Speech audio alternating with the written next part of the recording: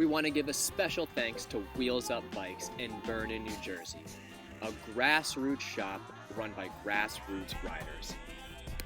Located right next to Mountain Creek Bike Park, it's a perfect place to get your rental or to get your bike serviced. They've got top quality techs ready to service your bike.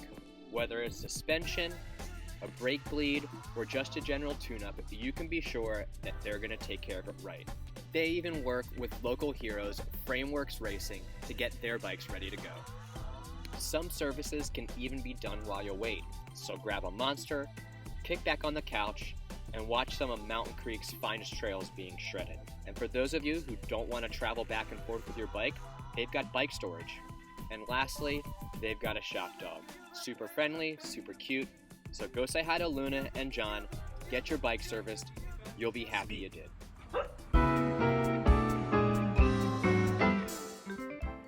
What's going on, everybody? Welcome back to the channel. Thanks for tuning in. I'm Dusty and this is the Shred Academy. Today we're gonna do something a little different. We're gonna be working on my downhill bike here and getting it ready for the US Open that's happening this weekend at Killington. I'm going thanks to the support of you, the viewers, so thank you very much. Now to get this thing ready, I need to put some new tire inserts in and actually change the rear tire on my downhill bike. So I've already put a new tire insert in the front, but I want to show you guys how I put them in and maybe make it a little easier for you guys, because I understand tire inserts are a big pain in the butt. Now here is where I'm gonna throw you guys a loophole, is that I don't use CushCore or Minesweeper or any of these, because quite frankly I just can't afford them. So years ago I started making my own. And years ago I started using, well, this one's a little dirty because it's been on the ground now, but pool noodles. This is a pool noodle I cut into the shape of a CushCore, more or less. And this one is actually about 2 years old. Now the problem with these is that when you cut them, they start to absorb the sealant. So every once in a while you had to go in there and squeegee it out. And that made it awful, but the price was somewhat right. But since then, I have upgraded to V2. And now I'm using pipe insulation. It's about the same density as a lot of pool noodles, and you can get them in different widths. And I actually use one 6-foot piece, and then I'll just cut a sliver out of another one. Now these cost $1.98 a piece, okay? So if I get 3 of them, I can do 2 wheels. We're gonna call that like $6.50 with tax. That's super cheap.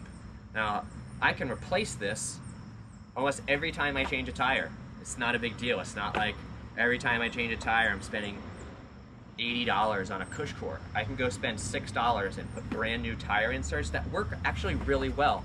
I have used CushCore before, and then this, and honestly, I can't really tell a big difference. These offer a lot of dampening and, you know, absorption and impact, and if they get beat up, you can just throw them out. It's great. So I've got to put a new tire on my rear wheel, and then I'm going to show you guys how I insert this and make them, so you can make your own. And you guys can let me know if you think this is going to work. Well, it obviously works, but you can let me know how well. And then after the US Open, I'll make another video and I'll pull these out and show you my rim, and yeah, we'll go from there. So let's get going. Here we are. We're gonna throw this guy in here. We're gonna make it look harder than it is. Work it around. Okay, and this is a 27.5, like I said. So it's actually gonna take just another little piece there. So what I'll do is now I'll take my already cut piece, and I'm just gonna measure a piece out. Now I'm gonna measure it, try to be as close as you can. Don't make it longer because you don't really want it wobbling around in there. You actually want it to be tight to the rim. And I'm gonna cut this with my kitchen knife because that's what I have handy right now. So we're gonna cut that guy right through. And now, like I said, I'm gonna wanna seal this edge. So I actually just use a lighter and just around. And I kind of just seals it so it doesn't absorb as much sealant. And now we're gonna want to, I like to use zip ties to attach these. So let me grab a couple, show you how I do that. All right, to zip these guys, it's pretty easy. I already zipped this side. Now you want the zip part, like the actual tine, to be at the top. So just kind of put it in, right? It'll push right through the foam. And then you can pull it, push it right through the other side, okay? And then you pull, and while you're doing this, make sure that you're not trying to like pull the noodle apart. And then you go down the other side, okay? You'll need to get your finger in there to kind of push it through the foam. Sometimes you have to move it around so you can see, but it'll go through, I promise, just like that, right? And then again, just like I did the front, put that in there, and just close the zip. That'll help if I have it oriented the right way. And then, sorry. Now you hear it. There's the zip. And then we'll cut it like so, right?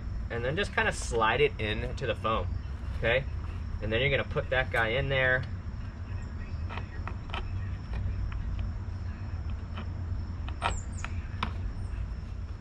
All right, now that we have our insert in there and it's all tied together, okay, we need to get this tire on. And you can tell how much this pull noodle or tire or pipe insulation sticks out. I'm gonna show you the way that I've come to do this.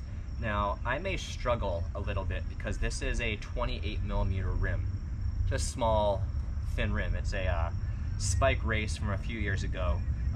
So if you've ever struggled with getting your tire seated, this is going to be a good video for you to watch because this is going to be difficult for me. And the first thing you want to do is literally get the edge started.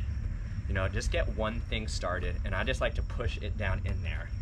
Okay, now if it starts to pop out, make sure you're just rolling it down in, okay? It can be a little difficult to start, and I'm proving that right now. All right, so we're starting to work our way around. All right, you can actually hear the bead kind of starting to lock in there. All right, now when we do this, we want to make sure that we're actually trying to create as much tire width around as we're doing this. So I almost like to, as I'm doing it, so you can see me pushing down on the tire, not collapsing the DustyCore itself, and then I'm working this around, okay? And I'm trying to push it down in to the well of the rim. Now here is going to become the hard part, and the part that I guarantee that I'm going to sit here and struggle with. I hope for not too long. I'm going to be honest, I made a video of my front tire. It's got the same thing in it, but it's a much wider rim. It's got 32 or 33, and this went in like 2 seconds. I didn't even need any like tire levers. So I know this one's going to be a whole lot more difficult, but a lot of it is actually just getting the tire or the insert on top of the rim so you can get that tire to seat into that. Now actually, gonna be 100% honest, more, is that I could just cut this down, but I want the biggest insert in there I can get for this race.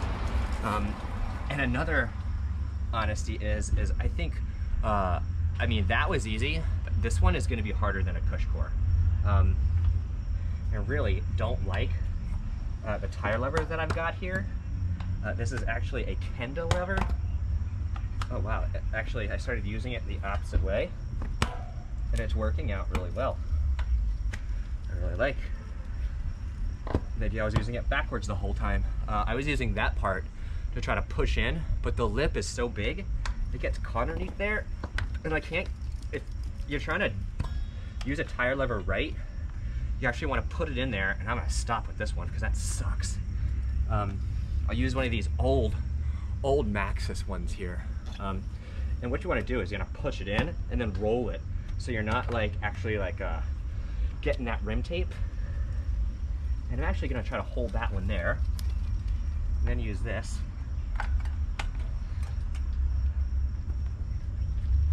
And the thing is you can really break these things, so you want to be careful. And notice how, watch, I'm going to roll that out, right? And now I'm going to shove this up in there again. And when I'm doing this, I'm pushing the tire back on the tire lever. Boom, snaps into place. Okay, and now I've got a wonderful, sorry, that was actually really tiring. I've got a tire insert in there. The next thing we're gonna do is go ahead and put some sealant in there. We're gonna try to air this thing up just by hand. All right, guys, we've got our sealant in there. Actually, clean a little bit of that up. Now I'm gonna see if I can't air this guy up by hand. Now, if you guys think this is gonna work, or you like the idea, let me know in the comments. If you hate it, I mean, you can let me know too. You can let me know what's gonna go wrong. I've been doing it for a little while. I know it can work, but let's see if I can actually pump this up with a hand pump.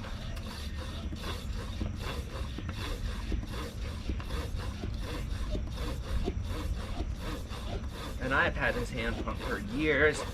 It is not the best, but I think we're going. So, if you guys, again, think this is gonna work, you like it, make sure to like, share, and subscribe.